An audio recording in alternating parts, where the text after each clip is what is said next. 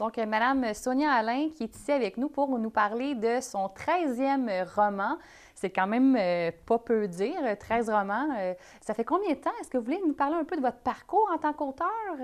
En fait, ça fait depuis 2009. Donc, mon premier roman est sorti en 2009. Je me promène beaucoup. Donc, à ce moment-là, c'était un roman historique que j'avais sorti. Puis, lorsque j'ai vu que les gens avaient un intérêt à lire mes romans, que la critique était bonne, bien, j'ai continué à écrire dans différents genres, fantastiques, érotiques.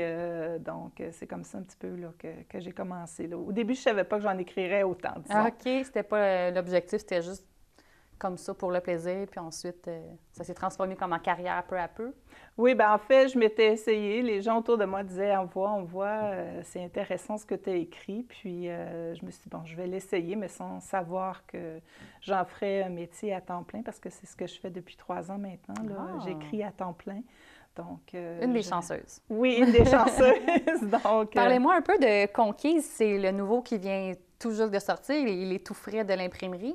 Parlez-moi un peu de ce synopsis. Ça parle de quoi? En fait, c'est ça, c'est un roman contemporain, érotique, qui est un petit peu dans la même lignée que l'autre que j'avais écrit précédemment, qui était Annabelle et Max, adulte consentant.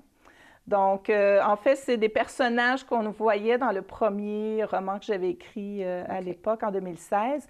Et j'avais le goût de développer d'autres personnages avec cette histoire-là. Et entre autres, dans Annabelle et Max, il y avait un agent infiltré qui passait là, de manière très succincte. Puis ce personnage-là m'appelait. Donc, je me suis dit, je veux faire son histoire aussi. Donc, c'est pas une suite, mais non, c'est pas une suite, mais il y a des personnages qui s'entrecoupent. Donc, c'est un roman qui peut se lire seul, là, sans problème.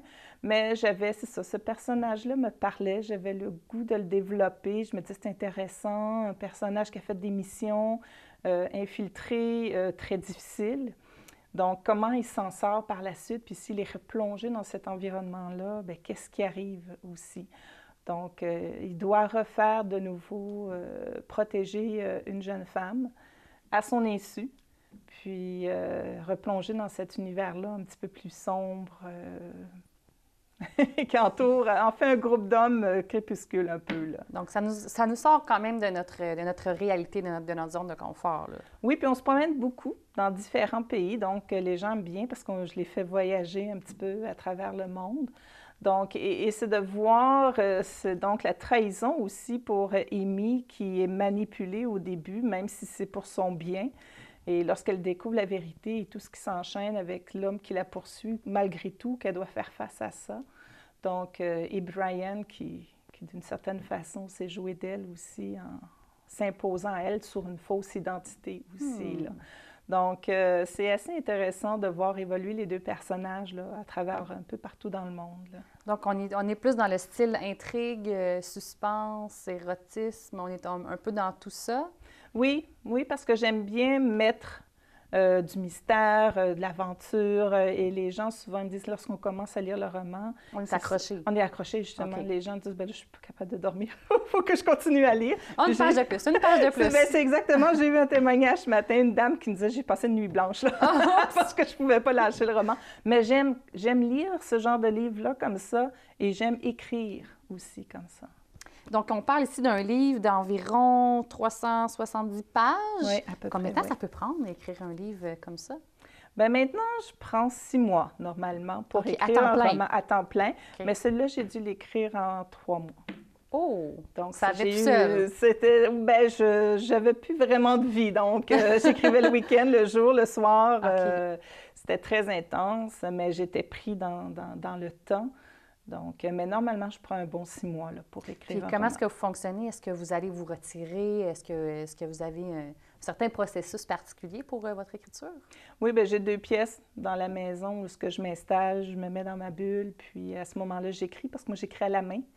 Donc, j'écris. Puis ensuite, il y a quelqu'un qui le fait pour vous à... Non, c'est moi qui retape le tout. Mais quand je le retape, je le retravaille en même temps. Donc, j'ai déjà une étape de fait dans le travail de relecture et fignolage. C'est pas comme travailler en double, de l'écrire à la main, c'est quand même, c'est rare qu'on entend ça aujourd'hui. Oui, mais j'ai essayé de faire directement à l'ordinateur, puis on dirait que c'est plus froid. J'ai vraiment besoin du contact du crayon à la mine, puis du cahier, puis pour écrire. Est-ce que vous faites un plan, comment est-ce qu'on fait dans le fond pour écrire un roman d'une envergure comme ça? Est-ce que vous faites un plan à la base, tel personnage, ou comment est-ce que vous structurez tout ça? Ou Bien, c'est vraiment je sais les personnages que je vais avoir à la base, quoi qu'il arrive parfois qu'il y en a qui s'ajoutent, qui n'étaient pas prévus, qui s'invitent. Mais je sais comment l'histoire va débuter, je sais comment je veux qu'elle termine, puis j'ai une bonne idée d'un petit peu de ce qui va se dérouler entre. Mais le restant, c'est vraiment lorsque j'écris, je dis toujours, puis ceux qui écrivent vont comprendre, les personnages vivent d'eux-mêmes. Donc j'écris, puis à un moment donné, je peux prendre une tangente complètement différente de ce que je... Oui, exactement. Donc, je ne peux pas me restreindre dans un carcan, un plan spécifique parce que je pense que je serais trop malheureuse. Puis parlez-moi aussi un peu d'autres séries. Vous avez d'autres séries de livres de d'autres styles. Parlez-moi un peu de votre collection. Oui, bien en fait, j'ai 2 romances historiques. Une qui se déroule à l'époque du Moyen Âge, La Dame de Nox, qui était la première que j'ai écrite.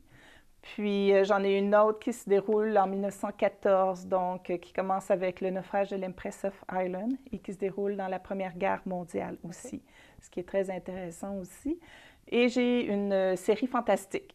Ah. Donc vraiment avec les légendes, ça commence beaucoup avec les légendes de la Gaspésie, du bas du fleuve. Mais on se promène là aussi encore, on s'en va en Écosse. Donc, il y a quand même une certaine partie de recherche aussi là, quand vous êtes dans ces styles-là. Oui, mais moi, j'aime beaucoup la recherche parce que c'est ce qui me nourrit dans mon écriture. Plus je trouve des éléments, plus j'ai des idées qui m'allument à ce moment-là, puis pour écrire. Donc, c'est un volet que j'aime beaucoup. Super. Puis là, maintenant, vous avez des livres qui sont en Europe. Celui-là, j'imagine qu'il va se rendre aussi. Ça fait quel effet de dire on est international en tant qu'auteur? Bien, c'est toujours agréable, ça, c'est certain.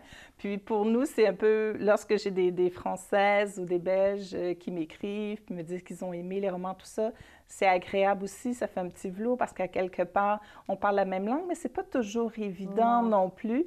Puis de voir que les romans ont une belle réception comme ça en Europe, c'est vraiment très agréable. Puis est-ce qu'il faut qu'ils ajustent les récits de leur côté? Est-ce qu'il faut qu'ils ajustent certains termes ou bien c'est vraiment écrit de façon à ce que ce soit compris partout? C'est le roman tel quel qui part en Europe. Les 2 maisons d'édition ont des diffuseurs en Europe. Donc, ils vont diffuser en France, en Suisse et principalement en Belgique aussi. Mais j'ai le premier roman de ma série d'Amour et de haine qui, lui, a été acheté par une maison d'édition française et qui va être republié, mais sous une maison d'édition française. Et là, à ce moment-là, oui, il va sûrement avoir des réajustements de faits, mais les gens sont habitués en France à les lire tels quels parce qu'ils arrivent, c'est vraiment ces mêmes livres-là qui sont mis dans des containers et envoyés par bateau en Europe. Excellent. Puis dites-moi, en terminant, où est-ce qu'on peut se procurer vos romans ici au Québec? Bon, on peut se les procurer dans toutes les librairies, que ce soit les librairies indépendantes, Renaud-Bré, Archambault. Et tout. Oui, ils sont sur numérique aussi. Donc, toutes les plateformes Kobo et compagnie sont accessibles aussi en numérique. Donc, un peu partout. Excellent. Bien, je vous remercie beaucoup d'avoir été avec nous. Puis on souhaite un franc succès avec celui-là ici, puis une bonne continuité pour les projets à venir. Bien, merci beaucoup.